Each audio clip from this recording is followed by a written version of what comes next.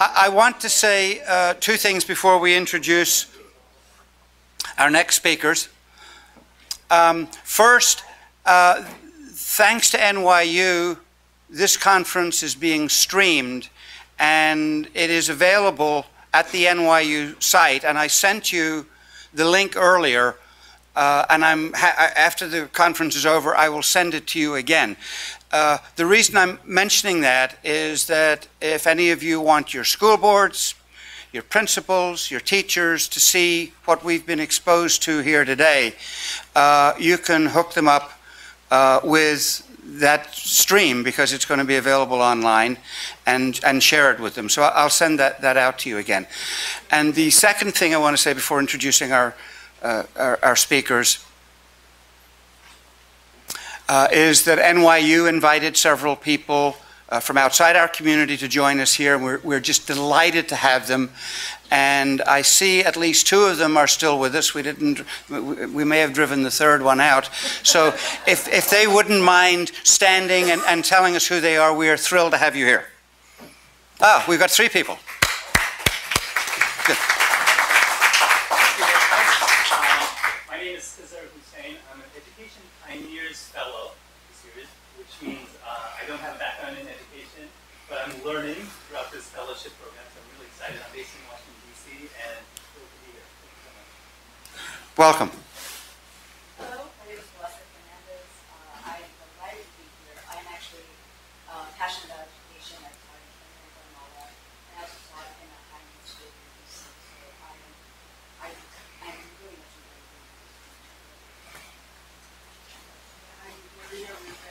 I'm an education writer and I'm a teacher at the Bonfire School, and I'm a graduate student at Washington. So thank you all very much. We're very pleased to have you here. So now that we know everything there is to know about education in France, we're about to learn everything we need to know about education in England. Last year, when we went on that forced march through Europe, two of the people that we heard that made a huge impression on all of us were Sue Hackman and Sir Peter Burkett. And Sue has recently retired. She insists that she's of retirement age, but I don't believe her. She's the former chief advisor on school standards in the Department of Education in England. And for those of you who think I made a mistake in writing down England as opposed to Great Britain, I did not make a mistake. The system in Great Britain is divided up amongst the various principalities that England claims as their own. So Sue was only responsible for England and not for Wales, Scotland, or the north of Ireland. It would have been better there if I had been. It would have been, yes. So she was chief advisor on school standards to several secretaries of state at the Department of Education between 2006 and 2013. She was responsible for accountability, assessment, inspection, school improvement, pedagogy, catch-up programs, international education and deprivation, as well as core subjects. Prior to joining the department, she was the national director of the national strategies under the last government, which I take it would be the Blair or Brown government. Blair and Brown. Her experience as a teacher, okay, and you're going to see when she starts speaking, you know she's been a teacher, spans all key stages. She started her career as a secondary English teacher. She also worked as an advisor in a local authority for several years. That would be an LEA. She's an experienced school inspector and a well-known writer with over 80 titles. So if Sue would start, and then when you're finished, I'll introduce Sir Peter. Thank you. Ooh, no. Press. Thank you. Even I'm looking forward to hearing what I have to say after that. What I'm planning to do, four things. I'm going to talk about the facts of life of managing education in England at the moment. Secondly, where we were when this government was elected, policy since the last election, and then what we've learned over the last few years. Jim did ask me to come and talk about the policies of the Cameron government. Of course, it isn't quite the Cameron government. You might turn off the one at your neck, because I think there's a microphone on your phone. Feedback. Okay. Is this one on? That's it. You want me to? I'll stand here then. Yeah. Okay. Yeah. All right then. I'm staying fixed here. Let's get this out of the way. Okay. There we go. Of course, we've got a coalition government. This was the part where I was going to lecture you about the difficulties of running an education system when you have two parties who think they're in charge. But I see I don't have to tell you much on this score, except to say as a civil servant it was very challenging, but I expect you guessed. It was fantastic at the beginning, because after the election they got together and agreed on a small number of top priorities they were going to pursue. You know, there was going to be autonomy of schools, we were going to give lots of money to deprived children, etc., etc. And having 6 priorities was fantastic. From my point of view, I knew what I was doing. I had an agenda. Oh, it was wonderful. Well, that was the first 3 days sorted. After that, real life set in, life happened, things changed, issues came up for which there was no agreement. That took time to go back to the parties to find an agreement, then they couldn't reach an agreement. You'd think there would be a lot of compromise. In fact, I don't think there was. There were a lot of deals struck. We'll give you summer schools if you'll give us more money for academies, that kind of deal. And what it meant was, around this very firm initial core of policies, there is an aurora of rather disparate and piecemeal policies have evolved. So there you are, working with coalition, it takes up a lot of time. And we've got a recession, it's deep and it's hard in England. I think we've got it worse than you, actually. There's no money to do anything. And so a new government has to make a virtue of having no money by deregulating, devolving and cutting everything and giving schools freedoms. In fact, all activity was curtailed pretty much, except for two priorities. One was to protect the baseline budget that went into schools, and the other was the creation of autonomous schools, that is the creation of what we would call academies, you might call charter schools, and some other variants on it, for example the studio school, which Peter will perhaps talk about, and free schools, but essentially autonomous schools. In fact, only 2 things get protected in England when times hard. One is education and the other is our National Health Service. Both are cherished by the political parties, and in that sense we are very lucky, I think. Well, here they are. Here are the ministers who are running education. One's already changed since I loaded the picture on the PowerPoint. We get through them at a rate of knots in education. One of the biggest problems, we have 5 years of government, but honestly one of our big problems is continuity. You know, politicians are elected, they want to make a splash in 2 or 3 years before they're gone. And in fact, about 18 months was the uppermost I'd experienced until Gove came and stayed. Gove, there he is, red arrow, journalist. The one that's gone is the one over his right shoulder.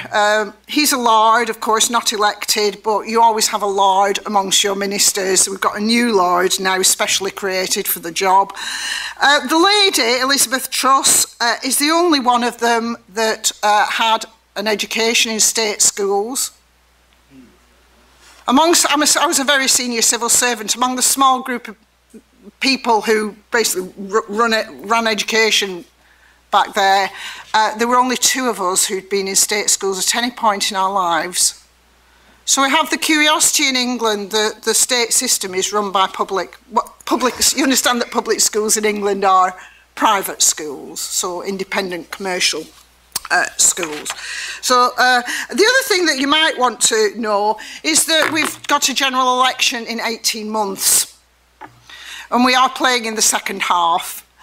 And it will be difficult with a coalition, I think, because inevitably each party wants to make clear its own policies, where it agrees, where it disagrees.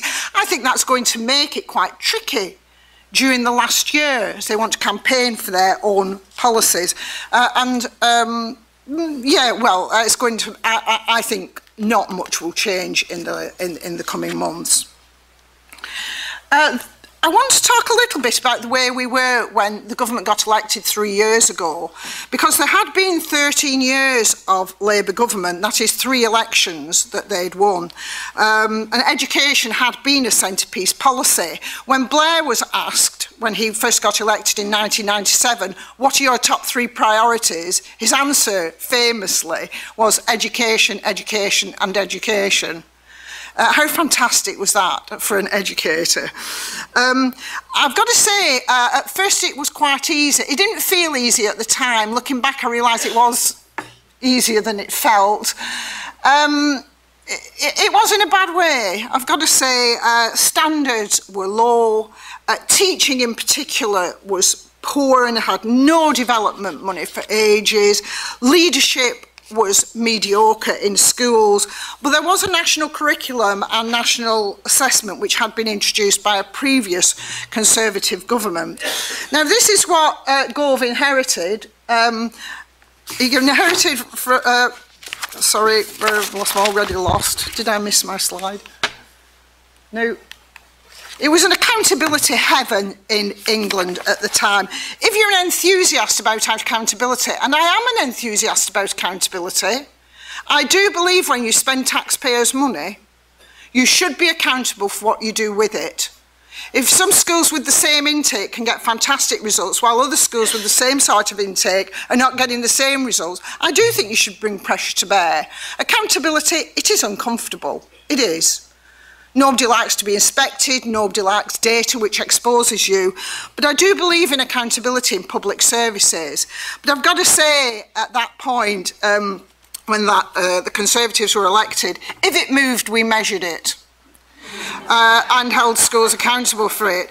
We assessed at ages 5, 7, 11, 14, 16 and 18. We had national tests, a series of levels through which pupils pass from year 1, when they enter school, up to the start of their public examinations when they're 14 years old. We set targets for every school. All schools, we set a bottom line of how many pupils you should get to expectations. That was for primary schools, defined in terms of English and mathematics results, and it was 55% of pupils should make it. We set targets for people like you that would make your eyes water. They did, indeed. We set targets for ethnic groups. We set targets for free school meals pupils. We published league tables. We measured progress as well as attainment. We inspected every school regularly with a team of inspectors on the spot. Every school had a school improvement partner sent by you, people like you in England, to help them to improve and look at what they were doing. We did PISA, we did PIRLS, we did TIMS. Oh, to be a city-state like Singapore. And anyway, when did Shanghai, since when has Shanghai become a country? It's a city, isn't it? I said to the Secretary of State, I know what we'll do. We'll find some leafy English city like, say, Richmond upon Thames. And we'll send in their results, like the Shanghai results. They can be the English results. Send in Richmond upon Thames. We will beat everybody in the world if it was Richmond upon Thames, because the parents do such a good job there. I'll tell you what PISA's like in England. We have 2 days of perfect storm, when they say you've slipped down the tables. And then after that, the bit you should be looking at, and the bit would be more interesting to you than where, because, you know, every year has different people in it, doesn't it? There's different countries in there. It's the attitudinal data from the international comparisons. The attitudinal data is what's interesting. For example, our reading results have declined in proportion to the number of hours pupils spend on social media, such as Facebook or at the computer, where children used to go home and read novels. Now they go home and they're on Facebook or whatever it is they do. Oh, games. Computer games, of course. But the attitudinal data is tremendously helpful. And so we don't rush to put aside, we own the data. Can I tell you, we try to conduct ourselves with in a no excuses way, that we own the data that comes from the international comparisons. I wanted to just mention this. This is like the scribbled notes in my margin to say to you, after last night, we did adjust for 3 years our results for poverty, and it was by free school meals, broadly speaking, and then we stopped doing it. The reason we stopped doing it was that it made some schools complacent. That when there were schools in poor areas, they said, well, you know, we're doing rather well, Sue, given the parents we have. And that's complacency. Because when you go buy a car, and does the dealer say to you, this car goes at 10 miles an hour, and when you consider the parental background of the people who made it, that's a bloody good car. You say, no, I want my car to purr like a kitten and drive at 100 miles an hour. You want a car that works. You don't want to say to your working class children, do you, that our standards for you, we know, do you? Our standards for you are down here. The other children, the one with the nice parents, they're up there, but you know, this is good for you. You want the best for your child, no matter what your income is. And so, although you must have the data, and we still collect the data, we don't put it in our accountability regime because we fear that it encourages lower standards for the less well-off. And I think you should be careful that that doesn't happen to you, because that is what happened to us. And so we stopped doing that. The targets were a pain in the neck. We set targets for schools, for people like you. Every level had their, I had targets as well. We use the word aspirational. Do you use that word? It's a kind of code word for very hard indeed. They were pretty unattainable. But what happened was, every year our results went up. We did have fantastic success. Every year our results went up, but every year the press crucified us because we didn't make the targets. Our results went up, but we were crucified by the press because we didn't make the targets. And that was one of the things that this government, when it was elected, wanted to get itself off the targets exposure.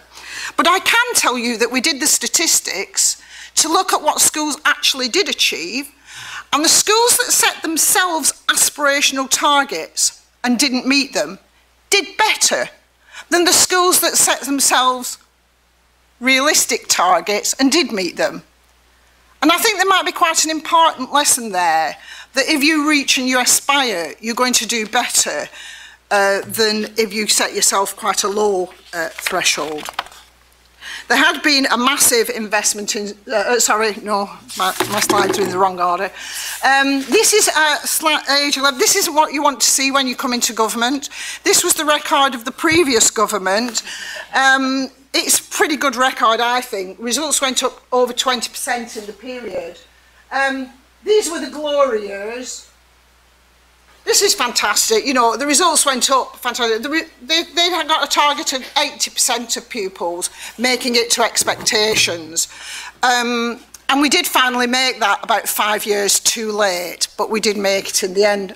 But I do remember when we said we want all your children, even in the poorest schools, even in the downtown East End, we're expecting you to get 80%.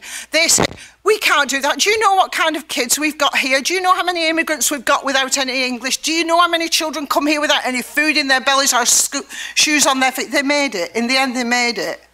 And that is important to know too, that at first people say it can't be done, but actually, very often it can.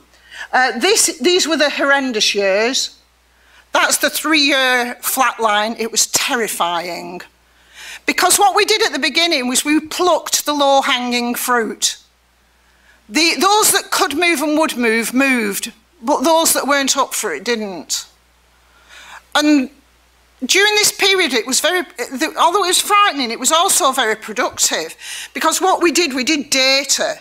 Because we didn't understand why, despite all our best efforts, our sincerest efforts, and throwing loads of money at it, things weren't moving. And what we did is we did the data. We looked at every single ethnic minority was measured for over a long period, and how they were progressing and what they attained. At first people said, oh, it's bound to be the kids who've just arrived with no English, or it's bound to be that ethnic group or this ethnic group who are very poor.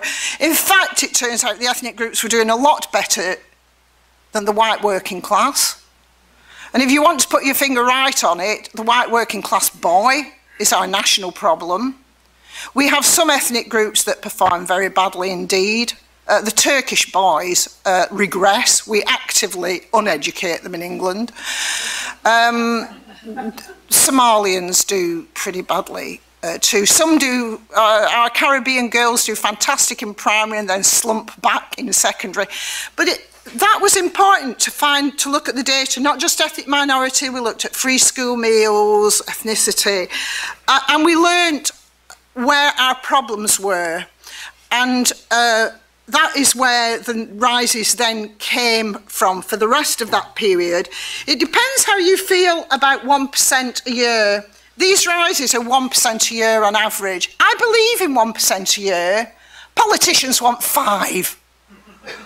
But I believe as a teacher in 1% a year. I think 1% a year is a real rise. I believe in it, and you can hold on to it. Because holding on to rises is as hard, isn't it? Because it's a new cohort that you have to secure those rises with. But it was a hard slog. We had to learn new things, and roughly, and I don't think we've finished this by a long chalk, it's poverty. Gender has a big factor, ethnicity, or rather English as an additional language has a big factor. But it's poverty in England and class differences that create the big gaps. There was a massive investment in schools. My budget at the time of the election was £2.7 billion. That's over and above running costs. That was additional money that I had for driving up school standards. You had a field force. In England, people like you had a field force of experts in English, maths, science, teaching and learning, ethnic minority. Oh, you know, you had resources to do it. We threw resources at it. Extensive training for teachers in service. Big programme for schools that fell below our floor, our bottom line standards, and every school had a part. It was expensive. But it was producing at least some improvement. This is what it looked like on the day of the election. Every dot is a primary school, that's age 11, their results to age 11. And on this axis here, on this axis on the left, is attainment in English and maths, how many children make it to expectations. And on this axis are the children who make the going rate of progress. That is, children are adding, no matter what their starting point, they're adding the going rate of progress. They're making the amount of improvement that you'd expect. And what you get is quite a wide distribution. It'd be interesting for you to try this in your schools and make a scattergram the same. Up there, we love those schools. They're making great progress, they're improving, and they're getting great results, both raw results and progress results. We use those schools to help the rest. They're where your good practice and your support comes from. But we also had schools up here who were getting high results on the surface of it, were high-performing schools. These are schools that parents want to get their children in the localities. But the progress is less than it should be. They're not getting even the national average rate of progress. That line there is the average rate of progress. This line here is the average attainment, that is raw results. So you can see they're above national standards on the surface, but when you look at what they're doing, what their kids are getting, they should be doing so much better. They're coasting schools. Some of them are in the leafy, lovely parts of England. Down here, we have some schools who are below the floor. And up to the time we did this data, we were on their tail. But in actual fact, you see, although their results are low, when you look where their children started, they're adding a lot of value to them. And so that's one of the really lovely things about progression data, is that it can give you credit where credit's due. And I like this mix of absolute standard and progress. Is the school adding value? I'll just say, while I'm here, that this group in the middle, they were above the floor. That's our floor line. So we can't leave the blue bubble. The blue bubble says some inconsistency. And what I'm saying is, in the sandwich between average attainment and the floor standard, those were schools that were largely inconsistent. They were wobbly schools, schools that were in crisis, schools without staff, schools without head teachers, schools with weak head teachers, schools that had had really bad Ofsted inspections. They were in tailspin. There are a lot of wobbly schools. It's interesting that they were all in that band. So that's the kind of data that we were doing, and then we began to devise a more targeted school improvement strategy. I thought you might just like to see our secondary diagram. It's rather flatter, but it's roughly the same story. Those ones up there are, we've got grammar schools in some areas of the country, which is the top 20% of pupils, so that accounts for some of those. We had a system of school improvement at that point, which the government had to consider, which was not unlike Dante's Inferno. You know, there were schools that were coasting, they got great results, but we knew that their kids they weren't adding enough value. And so we worked a kind of persuasion strategy. We had them all out. This was a really good thing to do. This worked really well, actually. It was a kind of persuasion strategy. We had out the head teacher, the school improvement partner, which was I've mentioned, and their chair of governors, like a parent governor, come out. And we told them that, would it surprise you, they didn't know that their progression rates were poor. They didn't know they were coasting. They didn't look at their data, and I thought that was quite revealing. However, down in the bottom 9th layer of hell were the schools that were below the floor and not improving and producing poor progress and had lousy results. And you'll find this very hard. They found it very hard. There were around 400 at that point. We said, you've got 2 years, or we shut you down, or we remove your head teacher and the governing body, or we reopen you, give you a fresh start, reopen you under new management. And we named and shamed them. It was a very controversial policy. It was called the National Challenge.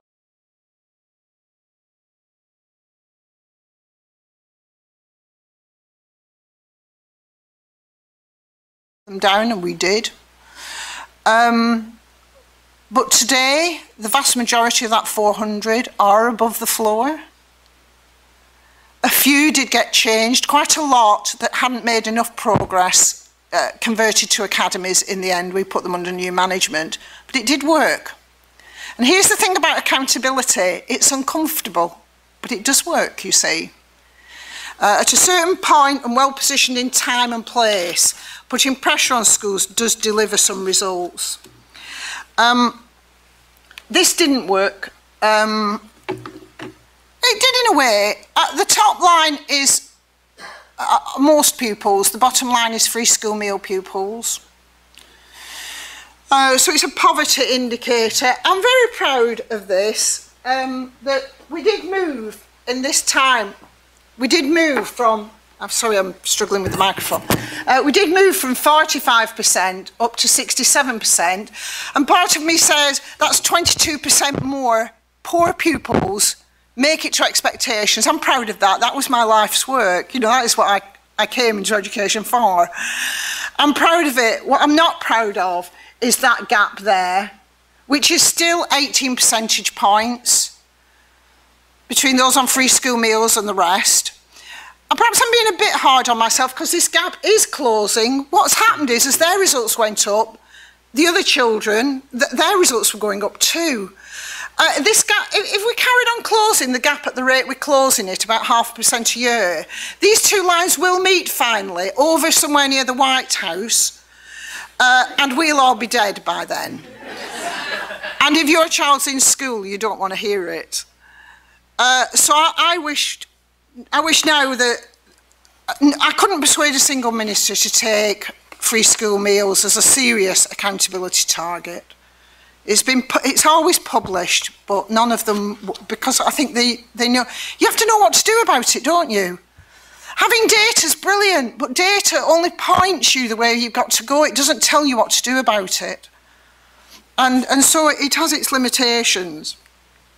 What would you do if you were a government with that situation, with fantastic rises in results, gaps beginning to close? Where would you take it? And you have no money. That is a difficult proposition. I think you've got to say, and even I had to say it, probably pursuing pedagogical standards in the way we had wasn't going to produce much more. We'd plucked the law of middle-hanging fruit by then.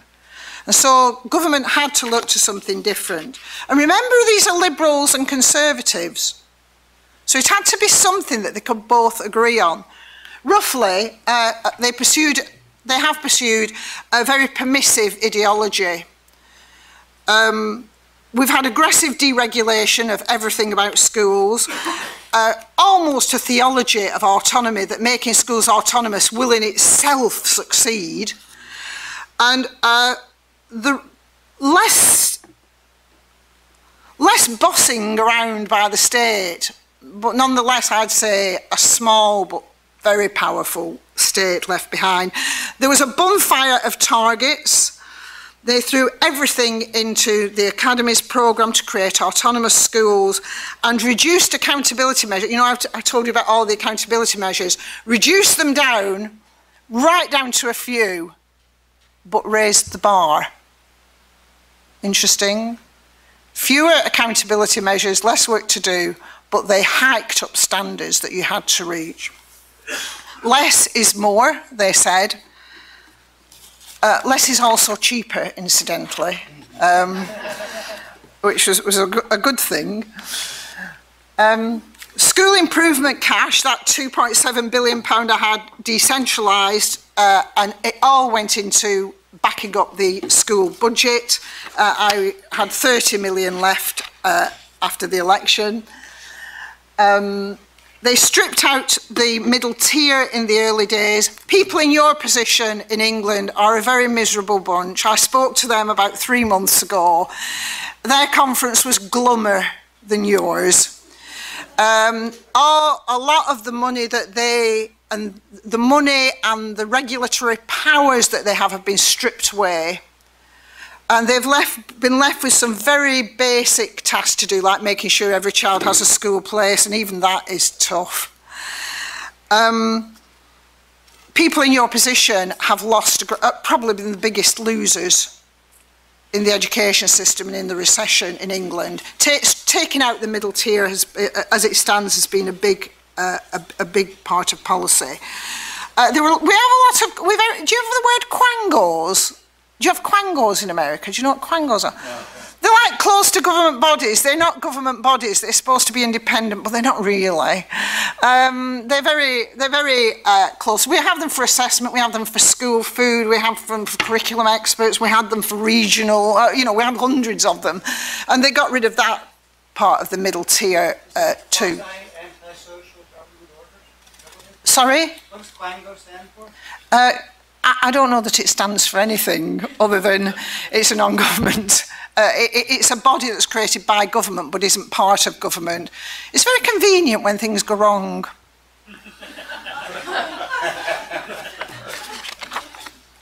This has resulted in a kind of battle for the middle tier. Who runs the middle tier? The ground that was occupied by some local authority, some people in your position have set up self-funding school improvement, and their schools have bought into it. Primary schools, not secondary. In secondary, the academy chains, the new independent schools, they're doing some of that work. We have a lot of freelance consultants running around. But they are the ones who were running around under the last government. I don't know that they're saying much new, and I don't know if that is quite what government had in mind. Interestingly, in England, a number of very big companies have backed out and don't think they can make the school improvement market pay. And in a recession, they might be right. There is not a lot of spare cash in schools once you've paid your teachers. However, smaller and innovative companies, and I think, and movements and ideas beginning. Do you know what happens when there's a vacuum? New flowers start to bloom, and there is the beginning of that. But it is a bit of a desert. school improvement's a bit of a desert, and there is scrapping and fighting over who's running the middle tier. At this point in time, over half of our secondary schools are now academies, and 7% of our primary schools. They enjoy the freedoms that I've listed on there. However, they still have Ofsted inspections. They still have to do the national curriculum tests. They still have their data published like everybody else. And so their freedoms, I'd say, are quite limited by the accountability regime. There's only so far you can go in your curriculum if in the end you're sitting the same test that everybody else is sitting. Do you see what I mean? That it will limit what you can actually do with the freedoms. Nonetheless, standards are rising in academies at the rate of 7.8 in the last 2 years, compared with 4.5 in all schools. So almost twice the rate of improvement. Can I just say that a lot of them, they do need to rise. They've got room to rise. They weren't doing well. It was obviously, the academies have been largely forged from schools that had a lot to do.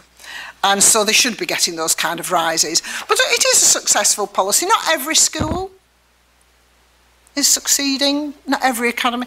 We worry a bit about chains and groups of schools that are brilliant at the beginning, and then they get bigger, and there's less, I don't know what it is, the fire and enthusiasm that sets up a chain of schools, it's just gets spread very thin. And the later converts don't do as well as the early converts. And I think there might be something about the size of, we're very interested, we watch American, like KIPP, we watch charter schools in America and see some of the similar patterns there.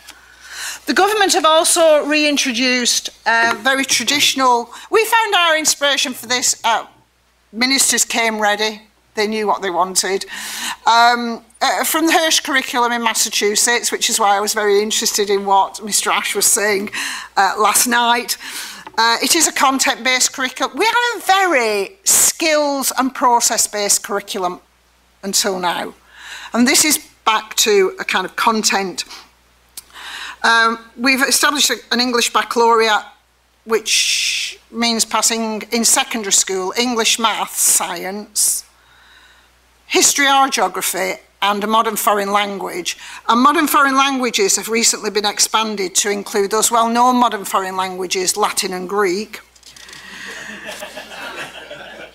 And taken out of the equation have been art, sociology, media studies, and sadly many vocational qualifications. Almost all of them have gone. So they don't count in the accountability regime. And that has been a contentious with the profession. It's been contentious.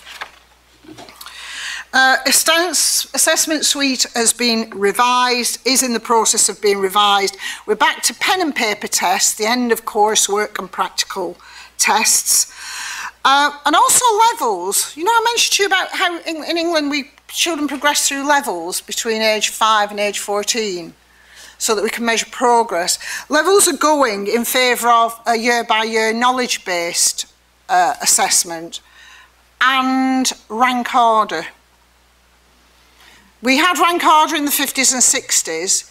In other words, we're moving from absolute criteria to relative ranking.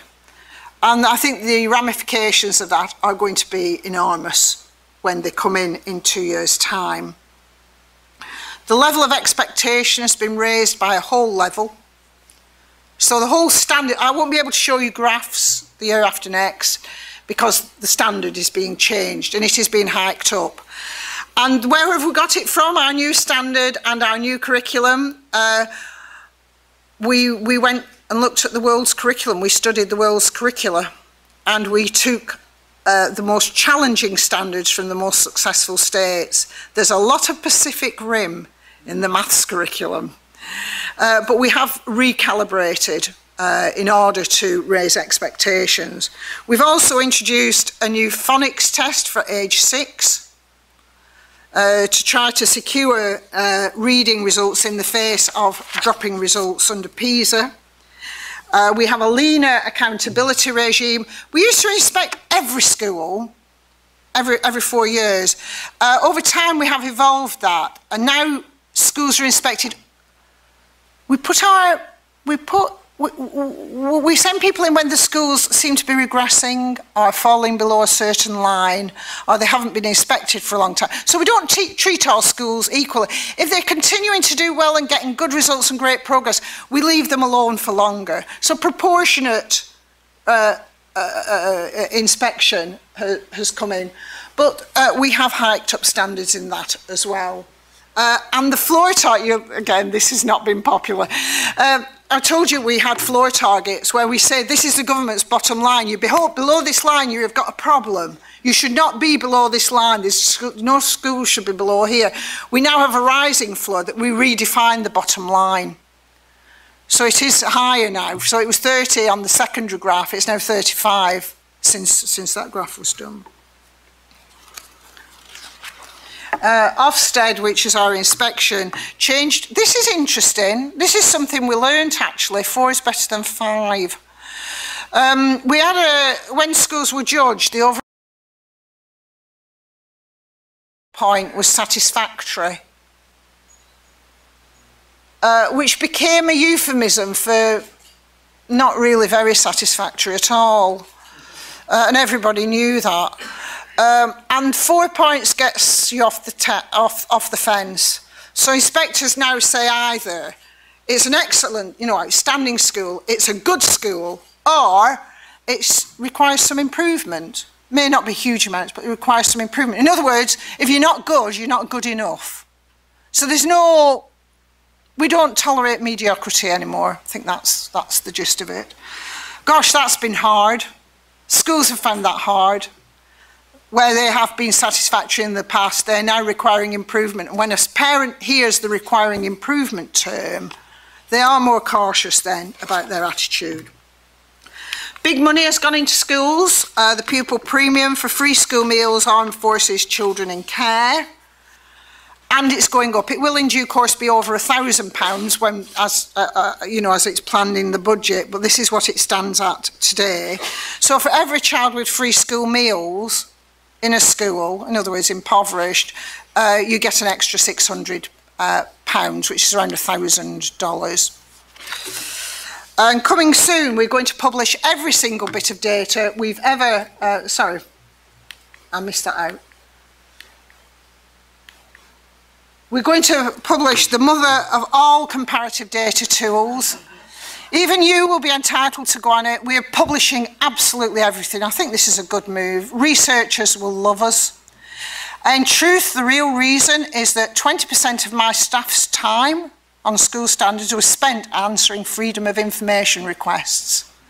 And that isn't what we should be doing with our, these very bright minds we have in the civil service. I like the idea of free data that everybody can tinker with and look for patterns in. So more people, like last night's speaker, can root around and find interesting patterns that we can discuss and reflect on. There has finally been a much greater emphasis on school-to-school support and peer-to-peer support, using those schools that I showed you in the top right-hand quadrant to go into schools that are struggling.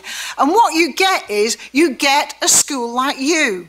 You don't get somebody from the leafy Richmond upon Thames come to you down in the East End and tell you how to run your school. You get somebody from a school like yours who's doing really well to come and help you in your school, who has had similar experiences. I think that was a real breakthrough of giving you support from people like you with your experience is much more credible.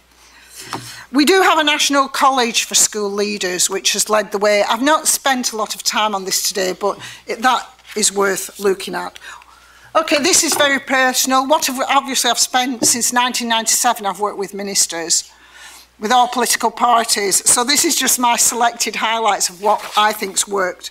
These are things we've learned. First is standards. I tell my staff this. Standards are always in fashion. Sometimes governments are less interested in standards than they perhaps ought to be, but the parents want standards. You ask a parent what they want anywhere in the world, they want their children to be happy at school, they want their children to do really well at school, and if they're working class, they will also add, I want strong discipline, I want an orderly school. And the public are very happy in England to welcome charter schools and academies as long as their children are happy, do well, and it's an orderly environment. And in the same way, the public's happy to have a new curriculum as long as their children are happy, do well, and it's an orderly environment. I'll just pop in as an aside, we did have a digital strategy, Francois. Have you been to, where's from?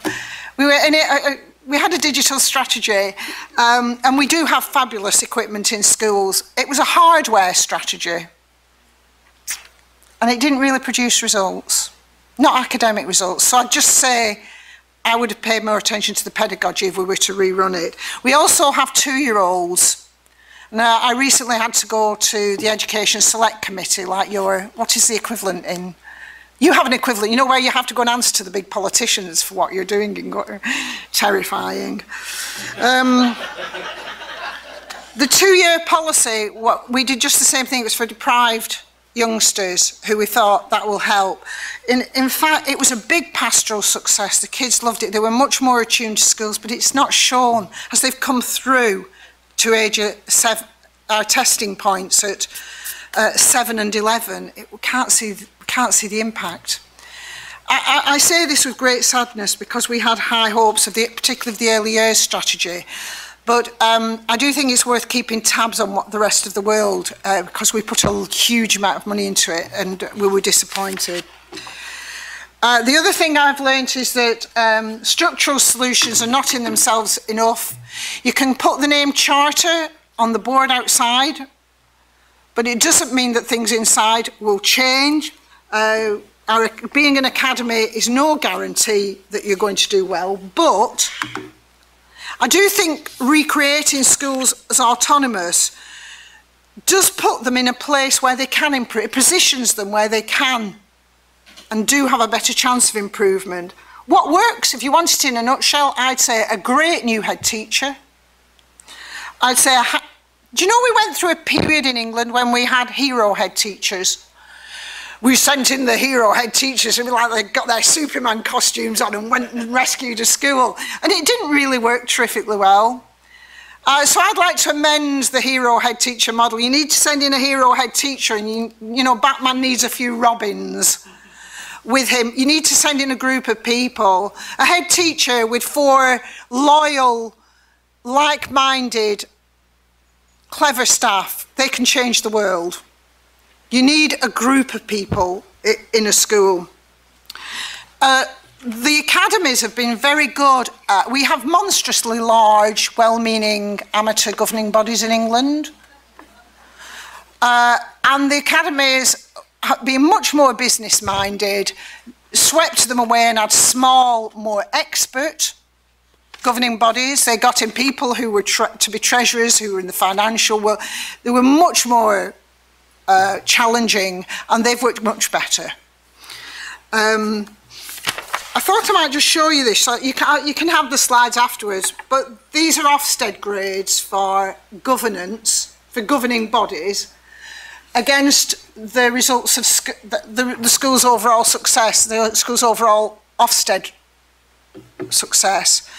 And you don't need to be a mastermind to see that there's a very strong correlation between a successful governing body and a successful school. A governing body that is data aware and asks challenging questions and is still supportive is a fabulous governing body.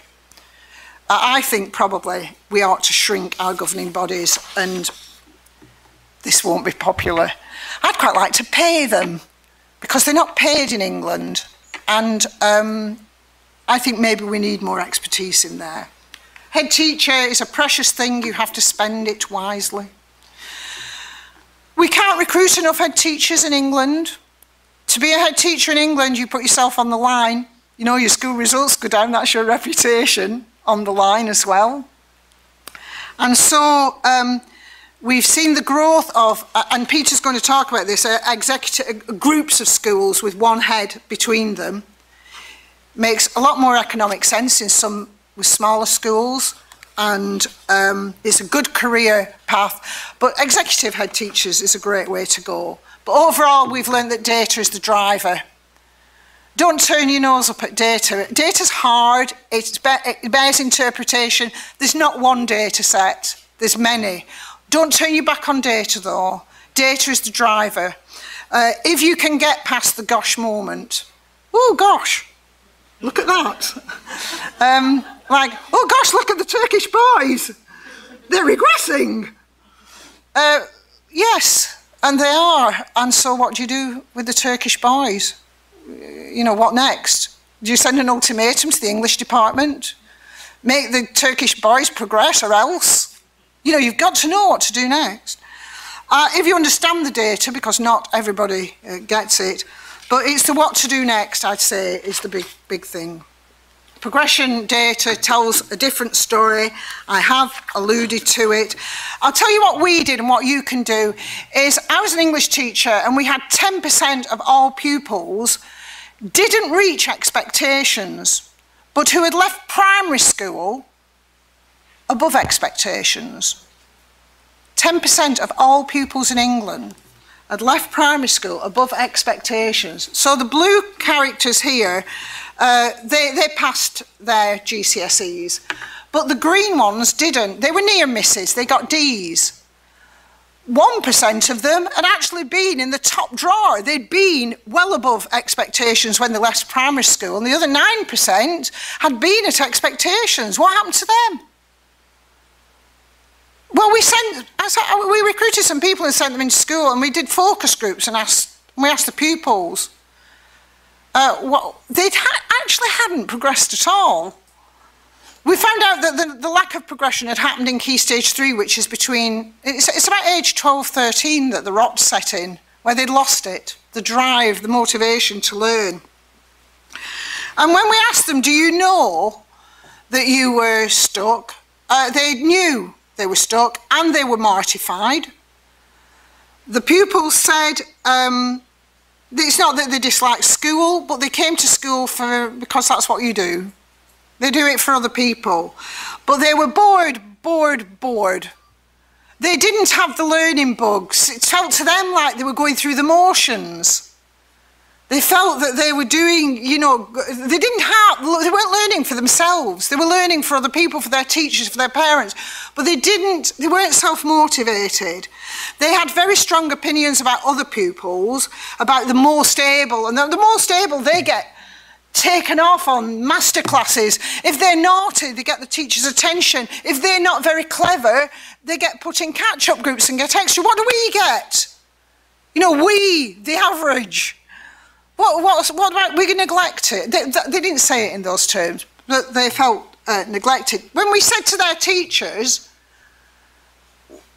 we interviewed an English or maths teacher afterwards. We said to the teachers, why don't they get extra attention? The teacher said, reasonably enough, well, when they arrived from primary school, they were at expectations. They're the normal children, you know, they're the middle run. They were the ordinary children. Aren't we supposed to be providing things for the top end and bottom end? And so they weren't provided. They said they're the ones the curriculum's designed for. Which seems to me a completely reasonable thing to say. But these kids were feeling neglected. You can imagine we went in with clipboards with questions we were going to ask them. And they answered one question, a majority of them, and it wasn't even in our list of questions. So you've got to pay attention then, don't you, when you get a majority answer to a question you've not even asked. And the answer was, we want mentors. Why can't we have people? They didn't call them mentors, but we want somebody who pays attention to us. You know, somebody we talk about. They didn't want bleeding hearts. They didn't want to talk about their personal problems. They didn't want to talk about their family problems. They wanted to talk about the work. Somebody who'd help me with hard homework, someone to talk about me and my work. They went off the rails at year 8, which is about age 12 to 13, and especially the boys became chatterboxes. Sometimes they began to truant, not from school, but from lessons. And when we looked at these kids, we went to the ones below them, the pink ones, who were 2 levels below par, and who'd always been 2 levels below par. Children who'd always been 2 levels behind. You know the ones I'm talking about, because I bet you've got them too. They've always been trailing behind, those children. And we got those in focus groups and asked them the same questions. There's about 5 or 6% of them. They said they were very different. They were really talkative, for one thing. They were used to adults because they'd been in catch-up with adults since the year dot. They were better friends with adults than they were with children. They were completely open about their poor attainment. They described themselves as being not very clever. And we were even quite jolly about it. Not disturbed by it at all. They put a lot of energy into avoidance and concealment strategies. They're the ones who turn up with no homework because the dog has eaten it. They're the ones, if you, they said to us, they sit on the edges of the classroom. They watch for the teacher. You know, teachers have blind spots. They watch for the blind spot and go and sit in it. And when the teacher asks a question, you know, when you ask a question, there's a point where you know who you're going to ask the question. You've seen I've just chosen you. Did you see the moment where I picked you? The moment the teacher asks a question, that's when they put their hands up. This one over here would put the hand up in complete safety of knowing I would never be asking him because I'm already committed to asking the questions here. This is the child whose bag, when you empty it, you would recognise this bag. You empty the bag and the papers are crumpled and not in the folder. The work isn't finished. There's perhaps more than one version of the work and the second one's really barely started. Charming, talkative children who have written themselves off. I'm not very bright. And what we think they need in front of them, it's not a mentor. We said, we know what you want a mentor, don't you? And they said, no, don't send anybody, I'm just thick. I'm past it, I can't, no, I don't want that. But we think what they need in front of them is a great teacher who believes it can be done. Not the teacher who thinks that working class children won't make it. Not the teacher who thinks because you come from an ethnic minority you're bound to be not as good. They need the teacher who still believes it can be done and will drive the point, who will face it out, who won't let the child sit in the corner of the classroom, who brings the child and sits them in front of them and makes them learn, because it requires that level of drive and commitment, because if those children think themselves they can't be rescued, what does that say about the education system? I can tell you, I won't go, I'll just say that we went and looked at all the children. Would you be surprised to know that some of the children in the blue area who did pass also didn't do very well? Should have done much better than they did. They got C's when really they should have been getting A's. I love this, that when you got the data, you've got to go all the way down. You don't have to believe me, and it might be different in America anyway. I've told you because you can get your schools to do this. You don't have to even have the data. You go and interview these children and ask them what their experience has been of failure, and they will tell you. They were more than willing to tell us, and it was pretty homogenous. One-to-one tuition worked. We came to look at your No Child Left Behind in Australia. Tracking and tacking, we went to look at all the schools that closed the gap between rich and poor. 20 schools had no gaps between rich and poor, primary schools. Went and looked at them all. They all tracked and tacked to the nth degree. They knew exactly what all their children could do. They tacked was the interesting bit, you know, how you respond to that. Their head teachers had all been there in excess of 10 years. Not new young, we're very keen on new young guns in England. You know, this clean broom, but that wasn't the case. Good quality of teachers, we think, is the big thing. Not how much you pay them, but whether they're a great teacher or not. Is much more important than class size. If you had a choice between putting your child in a class of 60 with a great teacher or a class of 20 with a weak one, which are you choosing? You should all say the one with 60 and the great teacher. Government were very keen on parent power, but I've not heard anything about it for years now. That kind of got lost.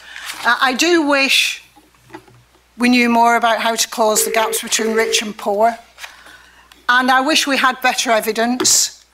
But can I tell you the truth? We can't afford randomised controlled trials. They're just too expensive to be running.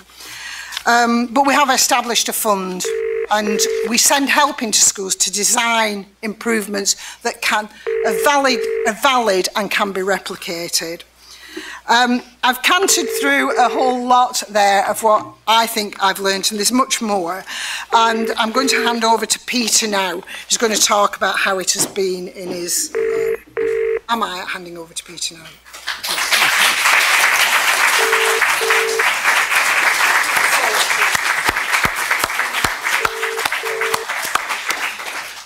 This is entirely my fault, because we've let things move on too long.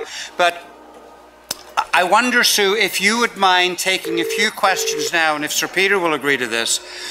We've got some. Let me just explain. Where is that phone ringing?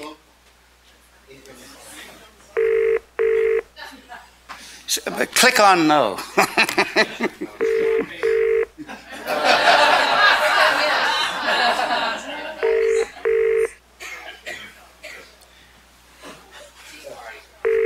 Tea party phone. Yeah, questions. Let me just take the issues. A couple of issues that we need to deal with. Pasi Sahlberg is leaving here this afternoon to go to Asia. So we really can't delay him too much. So what I'm hoping is we can shorten our lunch hour to about 12:45. If Sir Peter thinks that a half an hour to 45 minutes will handle him, we can then get Pasi on his road in time to catch his plane. So if that's satisfactory, we'll take a few questions and then we'll break for lunch. And instead of giving you an hour and 15 minutes for lunch, you'll be lucky to get 45 minutes. So let's start with the questions. Martin, can we start with you? Hi, Sue. Hi. I'm last night's speaker, as you referred to. Okay, I have one simple question. You're very into test scores, so you must have discussed in your groups why your TIM scores, which seem to be going the same way as your national assessments, are going up for all groups, and why your PISA scores are sinking for all groups over the first 10 years of the 21st century. Did you have these discussions? Do you have some understanding of what is happening there? They measure different things. I think that would be fair to say, because we have a national curriculum. There is a discrepancy between what the international surveys are looking for and what we have in our own curriculum and our own tests. We have discussed whether we should bring our own tests into line with the kind of application approach that is in those national tests, and decided not to, because this government are very committed to knowledge base rather than the kind of application base of the international tests. We think probably because we have our own system of data, our own tests. People do take that much more seriously in England than the international tests, and this may be a difference here, that we see the international tests as adding to our knowledge of how we compare with the world. And so and we're much more interested in the attitudinal data.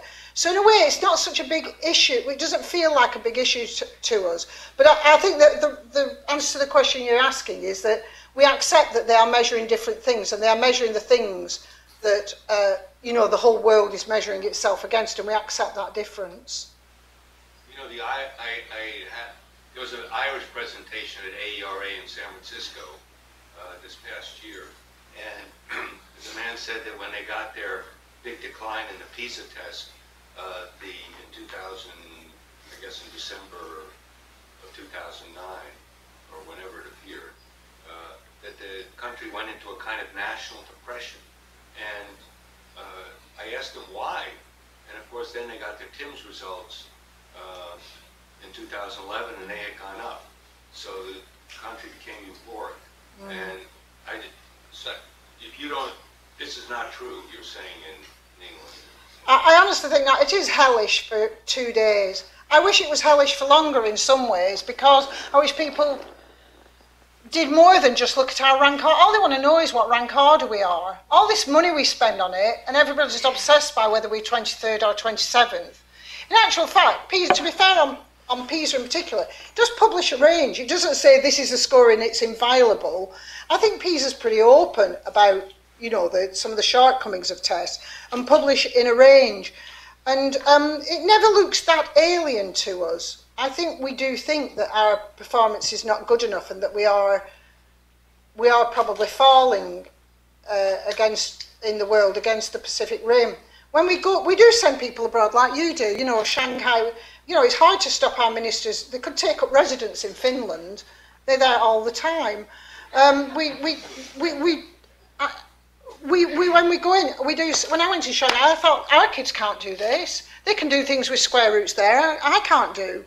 It is impressive. So on the whole, we tend to, I think it's true that it's less of a big issue for us. We accept it's measuring something slightly different, but it's still important. It's a different measure, but it's important. Tom, let's get a question from you. I was struck by, you said this during the presentation and you just reiterated it now, that we seem to be moving in opposite directions, our two countries. You're moving from a skills and application-based curriculum to more of a content-based curriculum, and we're moving from a content-based curriculum to more of a skills and application-based curriculum. We may never catch each other. Maybe there's a point we meet somewhere in the Marianas Trench in the ocean. That is true, and when I look at the Hirsch curriculum in Massachusetts, which is also very purports to be knowledge-based, when you get down to the individual items, I call those process things, particularly in language, not in history. They look like factual things, but in language, they're recognisable to me. So maybe there's not as big a gap between knowledge and skills base as we think. But I think, I hate to say political fashion, but I do think we have cycles in curriculum change. Fancy that. Sorry? Fancy that. I know. Okay, one more question. So, David. when we were in England 15 months ago, during your presentation, you made the statement that we found the answer to flagging reading scores, and it's phonics. And then last night, over dinner, you put that into context for us. And could you explain your comment before and the context? Well, we have phonic wars in England. In England, there's a public scare and a moral panic every 5 years. It comes like the weather. And it goes roughly, phonics, phonics, phonics! And the other side says, whole language, whole language, whole language! And it's fought out, and there's a panic about how reading is taught. And this government, unusually, was elected with a commitment to phonics first and fast as a policy. It was in the manifesto. They were elected to deliver it, and they got a majority. And so we are doing phonics first and fast, pure phonics, synthetic phonics, straight up, hard line, and we're testing at age 6. And it's a no-nonsense test. It's a proper test. It is a test of nonsense words, so they can't possibly have learnt them by sight. You know, we've got monsters who are called Gollop and Quark and... Quango. Yeah, you got it. You should come to England. You'd be really good at this. And that is something the government came with. I was using irony when I said we have the answer, because there is a tendency in those debates that people get polarised very unhelpfully. That phonics is the answer, and of course, you know, in 5 years' time, luckily, the next Labour government that's elected, they'll have another thing. They'll be able to reply and say it wasn't enough. You got it wrong. In fact, one great thing about teachers in England is that they're very pragmatic, and they will take what they have to do and do it, but they won't be the only thing they do. You still have to teach context for comprehension. You still have to expose children to real books and enthusiasm for story, so they learn to love literature. But I do think that the evidence in both America and England in research is pretty definitive now that you do have to do phonics. You can do it quickly. It's all over and done in 10, 12 weeks to teach phonics. You know, synthetic, first and fast saves a lot of time. I believe, I was never the greatest phonics fan, but I've had to put down my weapons and say the evidence is there now. So the evidence in the United States, as I understand, is that you need to sort of try both. But fortunately, we don't have this phonics war here in this country, and we've never heard of phonics, whole language, whole language, whole language. Join me in thanking Sue for another wonderful presentation. Thank you so much.